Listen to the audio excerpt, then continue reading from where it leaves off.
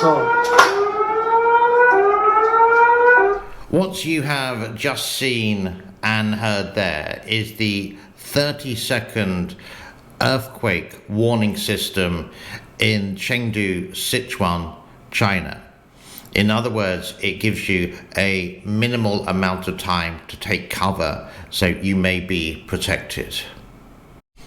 It is Wednesday, the 7th of September 2022. My name is James and this is the James Neil Cooper Show. What is happening? Well, first of all, the sort of headline is related to lots of things which has been happening in China over the last 4 or 5 months. But one I would like to cover is an old article which does relate to nowadays. So, let's have a read. The Three Gorges Dam lies at an uncomfortable centre of China's energy problem. The nation's roaring economy is addicted to dirty coal-fired power plants that pollute the air and bleach greenhouse gases emissions that contribute to global warming. Dams are much cleaner producers of electricity, but they have displaced millions of people in China and have carved a stark environment legacy on the landscape. That is quite an old article, and I think that was from Bloomberg, but don't quote me from that, or the Financial Times in the United Kingdom. So hydropower is China's biggest energy source of clean energy. Now let's have a look at this graph here, and you can see that coal is the biggest, and they want to eliminate this by 2050, 2060. Is it going to happen? I doubt it very much in China, but I don't think I'll be around to actually see this actually happen. The biggest one you can see related to clean energy is hydropower, but it's one of the unreliable sources of energy. You rely on Mother Nature, you rely on water. What is the solution? I would say an increase in nuclear. It's getting safer, it's getting better. The buildings that are around the nuclear power plants should be stronger. So if any situation happens, like a tsunami, earthquake, whatever, it shouldn't be it can cope for a 7, like the Three Gorges Dam could have an earthquake at 7 and it wouldn't be affected. But if it gets to an 8, 9 or 10, if that goes up to 10 on the Richter scale, these nuclear power plants should be able to, the maximum, not close to the maximum, the maximum situation, and in an area where it doesn't have these situations as well. Unlike the Three Gorges, which is on 2 titanic plates, so an earthquake. So continuing with the Three Gorges, an extreme summer has taken the toll on the Yangtze River, which flows about 3,900 miles through China and feeds farms that provide the country's food and massive hydroelectric stations, including the Three Gorges Dam, the world's biggest power plant.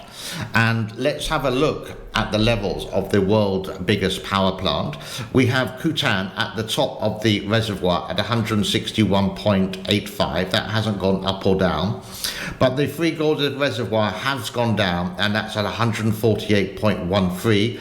The energy, or the inflow and outflow, 7,800, and that's the inflow, and the outflow is 8,150. So how much electricity is it producing? Well, it's meant to produce electricity for 100 million people, but I would say possibly that is producing maybe 8 or 9% of its total output, because basically there's hardly any water. They do need a lot of rain in order to produce electricity again. The levels we've done, and the latest satellite image we do have here, and you can see this was done on the 5th of September, 500 meters away.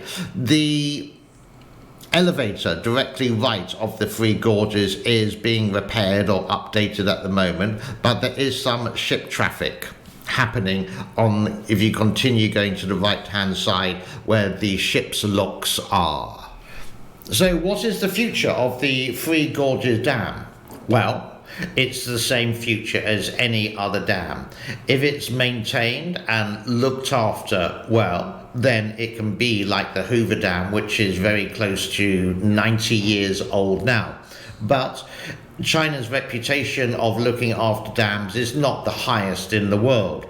And when they do build other dams that produce more electricity or more efficient electricity, and they will do that, then the Three Gorges may go into disrepair, or it may be dismantled like any other dam. It's, as I mentioned yesterday, it's not a matter of if, it's just a matter of when. Let's have a look at the weather, and today we have the musical weather.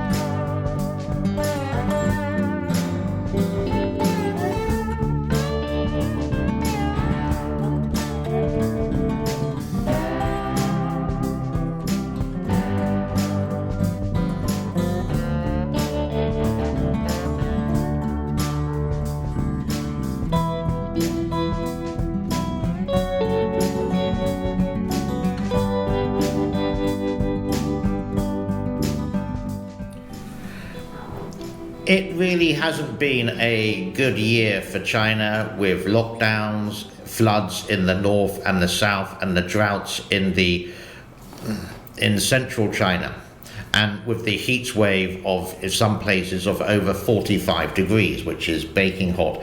Here is an article I found on France 24, covering all the aspects of what's happened in China over the last 5, maybe 6 months. China, as firefighters battled wildfires, crops wilted amid a crippling drought. But this summer's severe heat waves didn't only threaten homes and food. The Chinese economy, too, took yet another hit. Sichuan province gets some 80% of its power from hydroelectric dams, and historic low water levels have meant factory shutdowns due to lack of electricity. Toyota, Foxconn, and Tesla, among the companies forced to idle production lines. There are very important companies there making cars, batteries, microchips. This meant breaks in the supply chain, not just for those shuttered factories, but for the companies they supply with parts in other provinces. 2022's drought comes on the heels of more than 2 months of COVID lockdowns in Shanghai, sending the economy in China's premier business hub down 13.7% in the second quarter. During the worst of spring lockdowns, President Xi Jinping's strict zero COVID policy is believed to have cost the country some $46 billion per month, 3.1% of GDP in lost output. And the headwinds don't stop there. Last year's debt default by Evergrande, China's second largest real estate developer, is just one of a host of failures in the country's property market. Once a key driver of China's growth, the real estate sector accounts for some 30% of GDP and 70% of household wealth. Now, though, 50 million housing units sit empty or unfinished as companies can't afford to complete construction.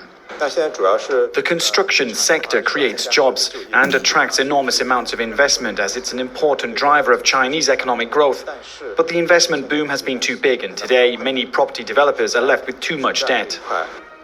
The government says it's targeting annual growth of 5.5% for 2022, while IMF projections put the figure closer to 3%, the country's lowest growth rate in 40 years. Unemployment payouts, meanwhile, hit a record high in June. China's central bank has been ramping up its stimulus efforts by lowering key interest rates in a bid to encourage investment. The country's expansion has been a major driver of global GDP growth, its slowdown signaling trouble ahead not just for China, but for the world economy overall. And as for little Pickle, she is doing well. Yesterday she went out for a little adventure outside, and just where you can see from the video, just looking around. But very strong, drinking lots of milk, and Sophie and I are trying to do some potty training for her so she won't wee everywhere, but that's taking a little bit of time. They do have, Tokyo and Pickle do have their own channel. The link is in the description below. Good news is I have now like 204 subscribers as of this morning and about 250 viewing hours. What I need to get the money for Pickle is the channel to be monetized. So that I need like 1,000 subscribers and 4,000 viewing hours. I know it's a long way off, but it can happen within 5 weeks, and it all happens because of you.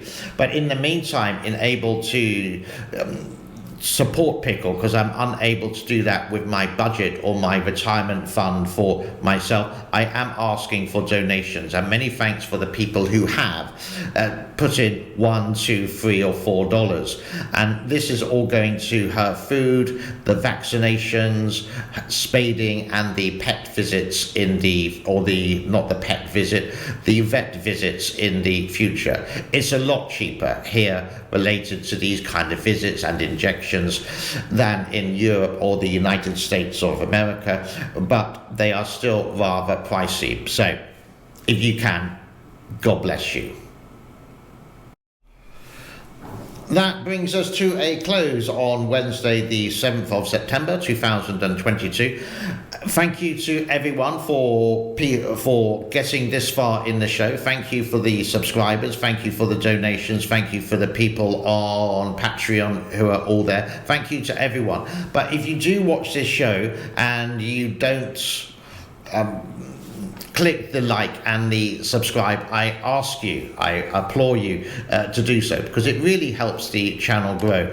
And again, if you do want to go to the Tokyo and Pickle channel, just go to the link below, and it's in the pinned comments. The pinned comments is the first comment there, and I know sometimes it's difficult to do if you're on Apple TV or a mobile phone, but please do take the effort. It's really easy, I know, on a computer, because all the information is there for you. God bless to all, and I will see you tomorrow on Thursday. From everyone here at the team of the James Neil Cooper Show, I will wish you a happy day. Bye-bye.